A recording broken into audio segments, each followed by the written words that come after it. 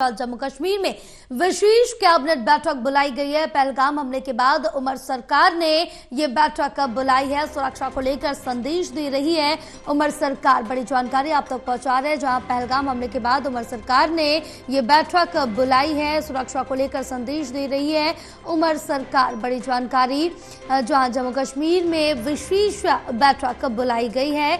पहलगाम में हमले के बाद उमर सरकार ने ये बैठक बुलाई है। महत्वपूर्ण बैठक है क्योंकि जिस तरह से देखा पहलगाम में जो आतंकी हमला हुआ जिसमें 26 भारतीयों की जान ले ली गई आतंकियों के द्वारा, उसके बाद लगातार जो देश भर में सुरक्षा एजेंसी है वो भी अलर्ट मोड पर है और कहीं ना कहीं पाकिस्तान का जो असली चेहरा है वो भी दुनिया भर में सामने रखने की कोशिश की जा रही है। और इस बीच जम्मू कश्मीर में ये विशेष कैबिनेट बैठक भी बुलाई गई है। पहलगाम हमले के बाद उमर सरकार ने बैठक बुलाई है, सुरक्षा को लेकर संदेश दे रही है उमर सरकार, क्योंकि सुरक्षा मानकों पर कई बड़े सवाल भी उठे थे पहलगाम हमले के बाद। अब सुरक्षा के मद्देनजर रखते हुए और क्या कुछ आगे रणनीति अपनाई जाती है, तो तमाम पहलुओं पर चर्चा इस बैठक में हो सकती है। हमारे साथ हमारे सहयोगी ललित कांडपाल जुड़े और ज्यादा जानकारी लेंगे। ललित, क्या कुछ अपडेट मिल पा रही है विशेष कैबिनेट बैठक को लेकर जो कि जम्मू कश्मीर में बुलाई गई है? जो 22 अप्रैल को पहलगाम में हमला हुआ था उसके बाद आज ये जो कैबिनेट बैठक एक बुलाई है जी, ये कैबिनेट बैठक जम्मू कश्मीर सरकार पहलगाम में कर रही है।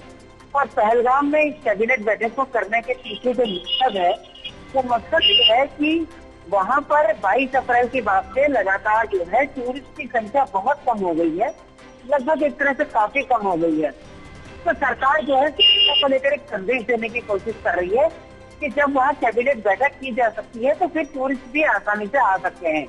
तो कुल मिलाकर के सरकार का संदेश साफ है, क्योंकि जम्मू कश्मीर की इकोनॉमी में टूरिज्म का बड़ा योगदान है और तकरीबन 30 से 40% इकोनॉमी वहाँ पर टूरिज्म को डेडिकेटेड है।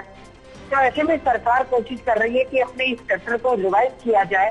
आतंकी हमले के बाद लोगों के मन में एक डर है, उस डर को दूर करने को लेकर सरकार की इस कोशिश को देखा जा रहा है।